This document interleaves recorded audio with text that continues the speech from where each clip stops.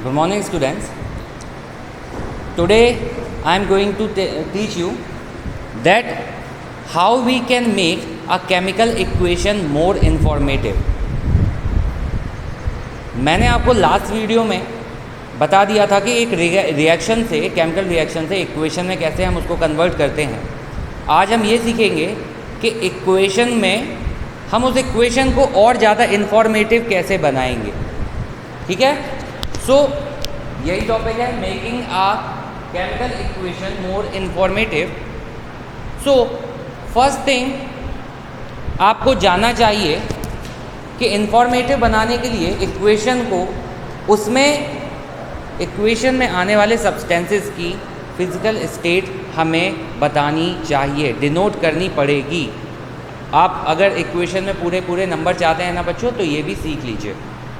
मैं आप भी बोर्ड पे समझाता हूँ।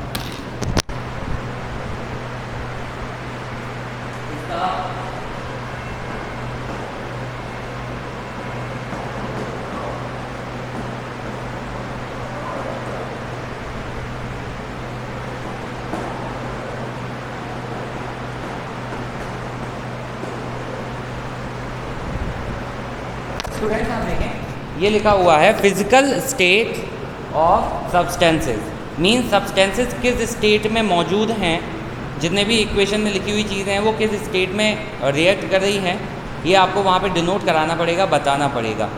अब जैसे फिजिकल स्टेट क्या मतलब, कोई भी चीज़ आती है, कोई भी, जैसे हम हाइड्रोजन ऑक्सीजन के वाटर में, हाइड्रोजन जो है वो गैसियस स्टेट में है, ऑक्सीजन गैसियस स्टेट में है, वाटर आया वो लिक्विड स्टेट में था, तो हमें बताना पड़ेगा कि वो गैस है, लिक्विड है या सॉलिड है।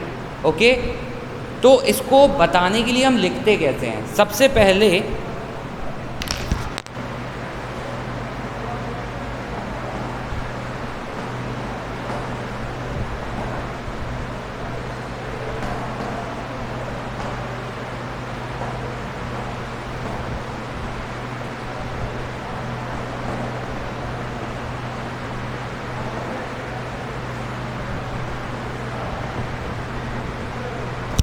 बच्चों, कोई भी सॉलिड सब्सटेंस अगर आ रहा होगा तो उस सब्सटेंस का हम फॉर्मूला लिख के उसके बाद स्मॉल लेटर से एस लिख देंगे। तो इसका जब ये लिखा होगा तो आप समझ जाएंगे कि सब्सटेंस सॉलिड फॉर्म में है। लिक्विड के लिए हम स्मॉल एल यूज़ करेंगे ब्रैकेट में, गैस के लिए हम स्मॉल जी यूज़ करेंगे ब्रैकेट में। बच्चों, लेकिन गैस जब यूज़ करते हैं तो आप याद करो कि इक्वेशन में लेफ्ट हैंड साइड में रिएक्टेंट, बीच में गिब्स, उसके बाद प्रोडक्ट, यही होता था। तो रिएक्टेंट में जब कोई भी गैस यूज़ होगी वहाँ हम जी लिखेंगे। प्रोडक्ट में भी गैस अपनी आ सकती है, गैस इवॉल्व भी हो सकती है, गैस हम बना भी सकते हैं, दोनों चीज़ें होती हैं। जैसे जैसे आप पढ़ोगे 10th में केमिस्ट्री, आप समझोगे कब गैस इवॉल्व होकर उड़ रही है, कब गैस को हम बनाने के लिए रिएक्शन कर रहे थे। तो जब भी रिएक्शन के बाद गैस बन रही है आपकी, ठीक है, गैस बन रही, हम उसको स्टोर कर रहे हैं, तो प्रोडक्ट में भी गैस जब बनेगी तो हम उसमें स्मॉल जी से डिनोट कराएंगे। बट रिएक्शन कराने के बाद प्रोडक्ट में गैस इवॉल्व हो रही है, मींस गैस, जैसे जिंक और सल्फ्यूरिक एसिड की रिएक्शन के बाद हम बात करते हैं तो उसमें हाइड्रोजन गैस इवॉल्व होती है, रिलीज़ होकर निकल जाती है। तो जब ऐसी कंडीशन आए कि गैस रिएक्शन के बाद प्रोडक्ट में रिलीज़ होकर उड़ रही है, तो वहाँ पे गैस के लिए आप इस सिंबल की जगह एक और चीज़ यूज़ कर सकते हैं, एंड दैट इज़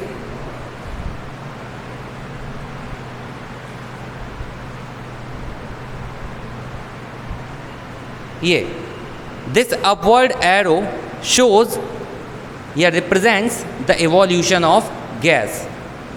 ओके बच्चों, अभी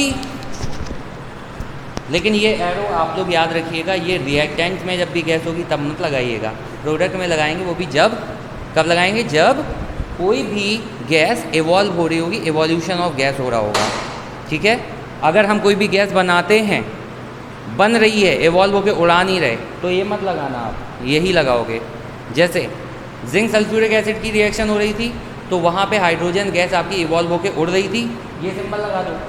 अब नाइट्रोजन हाइड्रोजन रिएक्ट करके अमोनिया गैस बनाते हैं, तो प्रोडक्ट में देखो गैस बन रही है, उड़ के भाग नहीं रही, तो आप ये सिंबल ना लगा के आप वहाँ प्रोडक्ट में भी स्मॉल जी यूज़ करोगे। क्लियर है? अब एक और चीज़ होती है कि प्रोडक्ट में कभी कभी आप ये एक ऐसा डाउनवर्ड एरो लगा देखोगे। दिस डाउनवर्ड एरो रिप्रेजेंट्स या शोज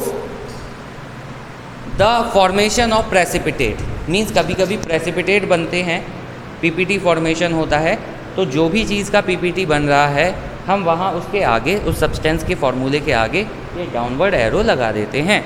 जैसे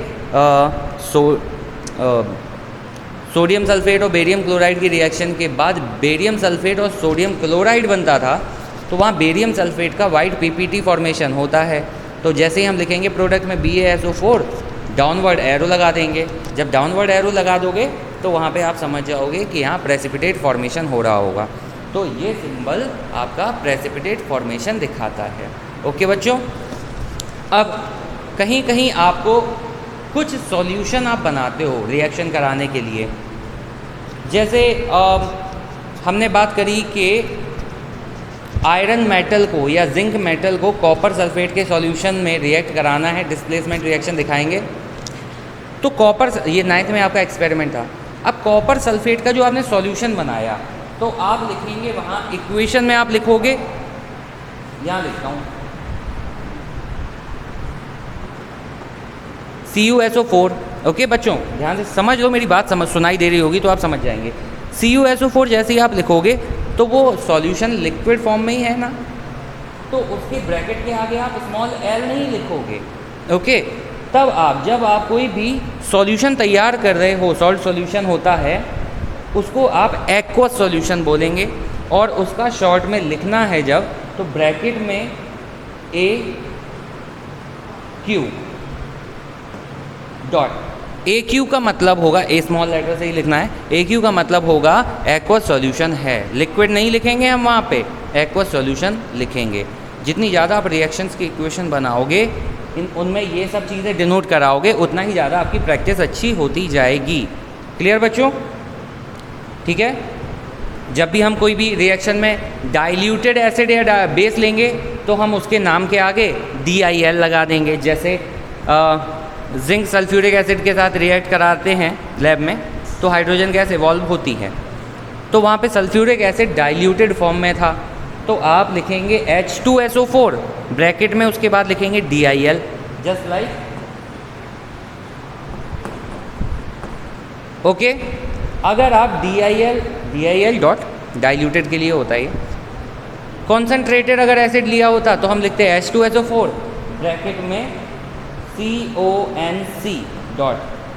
ये CONC का मतलब होता है कॉन्सेंट्रेटेड चीज़ ली है हमने, जो भी एसिड लिया है या बेस लिया वो कॉन्सेंट्रेटेड फॉर्म में है। तो यहाँ पे आपने देखा ये जो टॉपिक है कि आप इक्वेशन में जो भी सब्सटेंसेस यूज़ करेंगे उनकी फिजिकल स्टेट आपको दिखानी पड़ेगी, तभी मतलब पूरी इक्वेशन सही तभी मानी जाती है जब आप फिजिकल स्टेट भी डिनोट कराएं। ठीक है बच्चों? और उसके लिए क्या है, अगर कोई सब्सटेंस सॉलिड है तो हम स्मॉल s से, लिक्विड है स्मॉल l से, गैस है तो G से, और अगर गैस इवॉल्व हो रही है रिएक्शन के बाद प्रोडक्ट की जगह पे, तो ये अपवर्ड एरो, प्रेसिपिटेट फॉर्म हो रहा है कहीं भी तो डाउनवर्ड एरो, और अगर कोई भी सॉल्यूशन, सॉल्ट सॉल्यूशन हम लेते हैं इक्वेशन में, तो जब लिखेंगे, जैसे कॉपर सल्फेट का सॉल्यूशन हम रिएक्ट करा रहे थे किसी के साथ, तो इक्वेशन में CuSO4 लिखा, उसके आगे ब्रैकेट में हम AQ लिखते हैं। AQ means aqueous solution. DIL भी लिखते हैं जब भी कोई चीज़ डाइल्यूटेड फॉर्म में होगी, कोई एसिड या बेस लेंगे तो उसके आगे हम उसके फॉर्मूले के आगे DIL लिख देंगे, मतलब डाइल्यूटेड फॉर्म में है। अगर फॉर्मूले के आगे CONC लिखा है तो कॉन्सेंट्रेटेड फॉर्म में है। ओके बच्चों, आई थिंक ये सब आपको पता चल गया होगा। अब मैं आपको इसकी कुछ रिएक्शंस दिखाता हूँ। सो बच्चों, लुक एट द बोर्ड।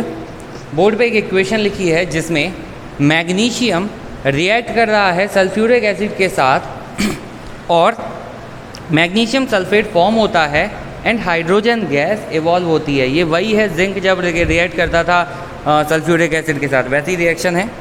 तो यहाँ पे आपको फिजिकल स्टेट दिखानी थी, तो मैग्नीशियम मेटल है, मेटल देखो आप जानते हो ऑब्वियसली वो सॉलिड फॉर्म में ही होता है, मरकरी तो लिखा नहीं है यहाँ पे। तो मैग्नीशियम के आगे हम क्या लिखेंगे, अकेली चीज़ है, सॉलिड मीन्स स्मॉल s, ठीक। H2SO4 ये क्या है आपका सॉल्यूशन है, एक्वा सॉल्यूशन है। अब यहाँ पे हम कहते हैं अगर डाइल्यूट या कॉन्सेंट्रेटेड है तो आप DIL या CONC लिखते हैं, और अगर ऐसा नहीं है तो आप सिंपली क्या लिखेंगे, मैं आपसे अगर DIL या CONC डाइल्यूट या कॉन्सेंट्रेटेड नहीं बोल रहा हूँ तो आप लिख दो एक्वस AQ। और रिएक्शन में लिखा होता अगर कि ये डाइल्यूट या कॉन्सेंट्रेटेड है तो डाइल्यूट के लिए DIL लिख देते हैं यहाँ पे, ठीक है। ये AQ जस्ट इसके बाद लिखा है, पावर की जगह पे नहीं, यानी आप समझो पावर है। अब ये मैग्नीशियम सल्फेट बना, ये भी आपका सॉल्यूशन ही बनेगा, एक्वा सॉल्यूशन। तो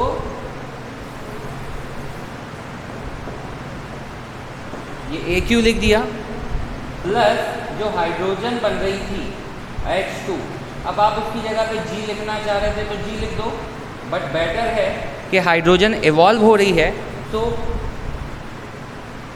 दिस अपवर्ड एरो, ठीक बच्चों, upward arrow shows the evolution of gas. एक और एग्जांपल मैं लिख देता हूँ आपको, जिसमें हम डबल डिस्प्लेसमेंट की रिएक्शन कराते हैं, प्रेसिपिटेट फॉर्म करा देंगे। इसमें सोडियम क्लोराइड की रिएक्शन होगी AgNO3 के साथ।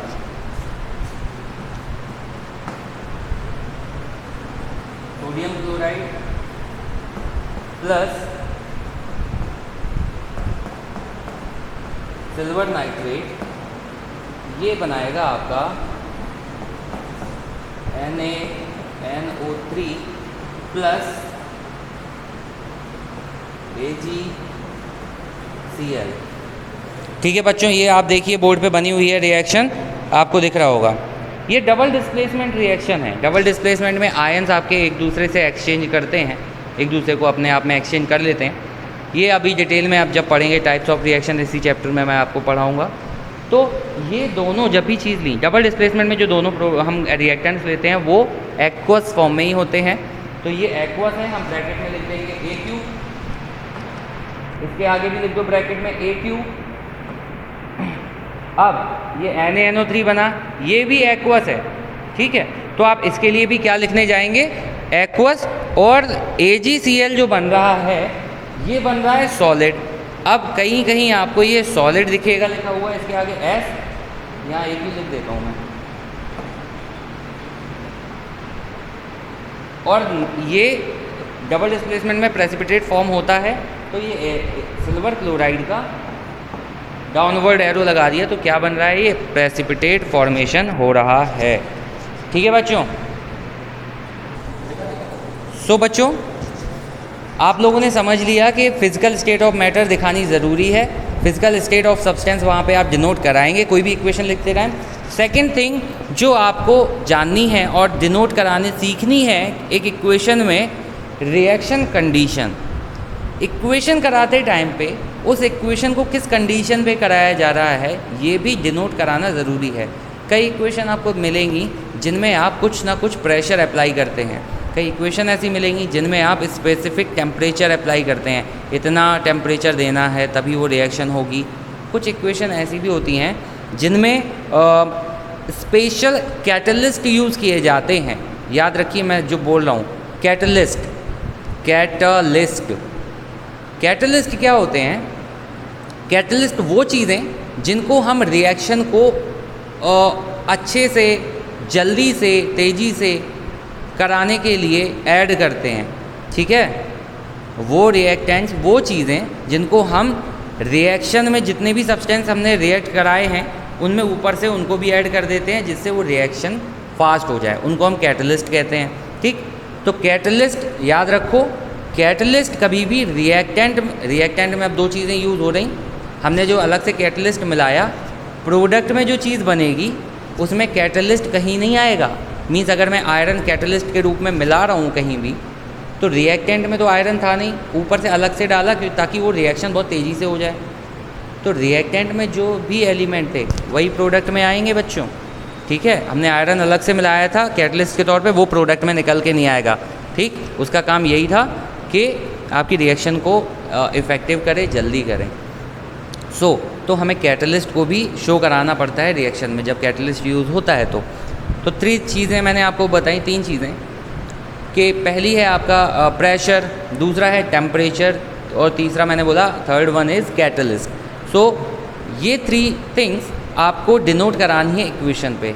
लेकिन कहाँ करानी है, इनको जो डिनोट कराएंगे हम वो गिब्स के ऊपर, और ऊपर जगह भर जाए तो गिब्स के नीचे। ठीक है बच्चों, तो इसके लिए मैं एक इक्वेशन आपको लिख के देता हूँ। आप लोगों ने शायद, मैं आपको डिस्कस भी कर चुका हूँगा, एक रिवर्सिबल इक्वेशन क्या होती है, जो मतलब रिएक्टेंट से प्रोडक्ट बन रहा है, वही प्रोडक्ट वापस में वही रिएक्टेंट में कन्वर्ट भी हो रहा है। तो रिवर्सिबल इक्वेशन का एक एग्जांपल है, नाइट्रोजन हाइड्रोजन अमोनिया फॉर्म कर रहे थे। ठीक है, तो मैं आपको यहाँ पे इक्वेशन लिख के दे देता हूँ, वो तो आप समझ लीजिएगा। Students, look at the board.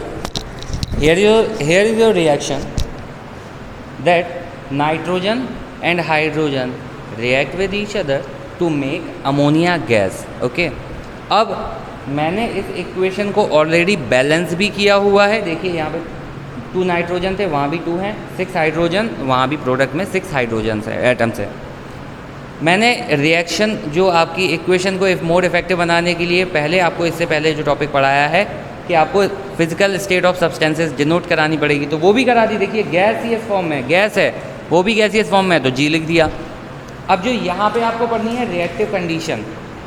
बच्चों ये इक्वेशन होने के लिए या ये रिएक्शन होने के लिए आपको ज़रूरी है, यहाँ पे ये तभी रिएक्शन पॉसिबल है जब यहाँ 200 से 300 एटमॉस्फेरिक प्रेशर दिया जाए। तो वो हम कहाँ डिनोट कराएंगे, 200 to 300 ATM, ये लिखा है 200 to 300 ATM। ATM मीन्स है एटमॉस्फेरिक प्रेशर। ओके, इसके साथ ही इस रिएक्शन को कराने के लिए ये रिएक्शन एक पर्टिकुलर टेम्परेचर पे होती है, अप्रॉक्स 750 K। तो मैंने वो भी लिख दिया 750 K। अब मैंने ये ऊपर इसलिए नहीं लिखा क्योंकि ऊपर जगह नहीं बची थी, तो मैं गिब्स के नीचे लिखूँगा। और फिर एक और चीज़ जो इसमें यूज़ हुई है वो है कैटलिस्ट। मैंने ये कैटलिस्ट, ये इक्वेशन इसीलिए दी क्योंकि तीनों चीज़ें आपकी आ गई, प्रेशर भी आ गया, टेम्परेचर भी आ गया, कैटलिस्ट भी आ रहा है। तो इस इक्वेशन को कराने के लिए कैटलिस्ट जो यूज़ होता है वो होता है आयरन और मॉलिब्डेन में से। आप यह आयरन है Fe/MO फॉर मॉलिब्डेन। ठीक है, अब यहाँ पे हम CaTaLySt या CaTA डॉट भी लिख सकते हैं, तो ये पता चल जाएगा कि ये दोनों कैटलिस्ट हैं। नहीं भी लिख रहे हो तो यानी ये दोनों कैटलिस्ट ही यूज़ होंगे। कोई भी एलिमेंट जब गिब्स के ऊपर नीचे लिखा होगा सिंबल उसका, तो आप समझ जाएंगे कि वो कैटलिस्ट ही है। तो आई थिंक ये रिएक्शन कंडीशन जो आप गिब्स के ऊपर नीचे लिखते हो आपको समझ आ गई होंगी। अब मोर इन्फॉर्मेशन देने के लिए इक्वेशन में एक और लास्ट चीज़ मैं आपको समझाने जा रहा हूँ। तो students, third one is evolution और एब्जॉर्प्शन ऑफ हीट। मींस किसी भी रिएक्शन को कराने के लिए या तो हम हीट दे रहे हैं तब वो रिएक्शन होगी, या कोई भी रिएक्शन होने के बाद हीट कम्स आउट। ओके, तो वो हीट जो आपकी निकल के आ रही है, एनर्जी जो रिलीज़ हो रही है या एनर्जी इज़ गिवन, वो आपको डिनोट करानी पड़ेगी। तो वो कैसे कराएंगे, जैसे फर्स्ट मैं एक रिएक्शन लिखता हूँ जिसमें हीट बाद में हो, मतलब रिएक्शन के बाद हीट निकल के आ रही है। ओके, एक्सोथर्मिक प्रोसेस होती है, हीट कम्स आउट। ठीक, एवोल्यूशन ऑफ हीट भी बोलेंगे। तो जस्ट लाइक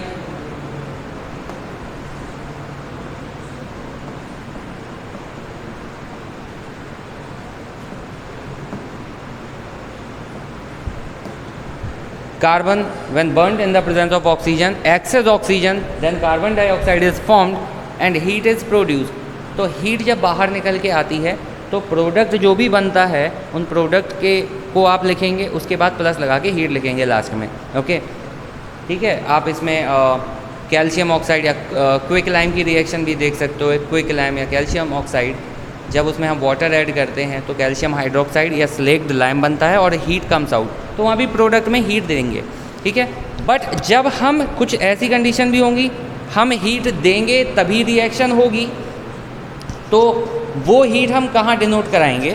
तो जस्ट लाइक एक है यहाँ मर्क्यूरिक ऑक्साइड का एग्जांपल। मर्क्यूरिक ऑक्साइड से आपको मरकरी ब्रेक करके अलग करना है। तो मेटल नॉन मेटल चैप्टर में डिटेल में आता है ये टॉपिक, मेटल ऑक्साइड से मेटल को अलग करना। मर्क्यूरिक ऑक्साइड भी आप कर सकते हो और आप तो मैग्नीशियम ऑक्साइड भी कर सकते हो यहाँ पे। चलो मर्क्यूरिक ही लेते हैं, HgO, इसको मर्क्यूरिक ऑक्साइड बोलेंगे। आप इसको ब्रेक कराने के लिए हीट दे रहे हो तो ये लगा है गिब्स, ओके। अब बनेगा Hg प्लस O2। अभी यहाँ ध्यान दो, मैंने पहली जो इक्वेशन है उसमें आपकी सॉलिड लिक्विड गैस को डिनोट नहीं करा है, बट आप लोग उसको कराएंगे, ओके ठीक है बच्चों। सो अब मर्क्यूरिक ऑक्साइड जो है वो सॉलिड फॉर्म में था तो हमने S लिख दिया। मैंने इसमें हीट दी तब जाके ये रिएक्शन हुई, तो हीट देने के लिए आप प्लस यहाँ हीट लिखोगे, मतलब रिएक्टेंट लिखो प्लस हीट लिखो, उसके बाद गिब्स लगाओगे, यानी अब सॉलिड का S हटा देते हैं, प्लस हीट, ठीक। अब ये बना था, इसकी कंडीशन है मरकरी, मरकरी मेटल जरूर है लेकिन लिक्विड है, तो यहाँ पे यहाँ L लिखोगे, O2 में यहाँ पे G लिखना। सो बट आपको यहाँ एवोल्यूशन और एब्जॉर्प्शन ऑफ हीट करना है, तो आप हीट दे रहे हो तब रिएक्शन हो रही, इसका मतलब है एब्जॉर्प्शन ऑफ हीट हो रहा है। और एब्जॉर्प्शन ऑफ हीट आप शो कराते हो, रिएक्टेंट्स लिखेंगे, उसके बाद प्लस में हीट लिखेंगे, गिब्स लगाओ, फिर आपके प्रोडक्ट बनेंगे। अब ये हीट आप यहाँ भी दिखा सकते हो, मीन्स जस्ट लाइक मैंने यहाँ नहीं लिखी HgO गिब्स हीट, ठीक है। जब आप हीट रिएक्शन कराने के लिए देते हो तो वो हीट आप यहाँ भी दिखा सकते हो और गिब्स के ऊपर या नीचे भी लिख सकते हो। बट गिब्स के ऊपर और नीचे एक और चीज़ हीट की जगह आप लिख सकते हो, ये जो ट्रायंगल शेप आपको दिख रही है ना, ये हीट का सिंबल है, इसको डेल्टा भी बोलते हैं। और ये एरो के ऊपर और नीचे ही बनाया जा सकता है। आप जब यहाँ हीट लिखोगे तो ये डेल्टा मत बना देना, ट्रायंगल नहीं बनाओगे, और जब यहाँ हीट आएगी तब भी आपका ये ट्रायंगल नहीं बनेगा। सो आई थिंक आपकी जो इक्वेशन को मोर इन्फॉर्मेटिव बनाने वाली जो कंडीशंस हैं वो आप समझ गए। अब इन आवर नेक्स्ट वीडियो मैं आपको कुछ रिएक्शंस बैलेंस कराऊंगा, इक्वेशंस को बैलेंस कराऊंगा और टाइप्स ऑफ रिएक्शंस को आगे बढ़ाऊंगा। रिएक्शन के क्या टाइप्स हैं वो आपको पढ़ाया जाएगा। So for this video, for today's video, this is sufficient. Have a nice day.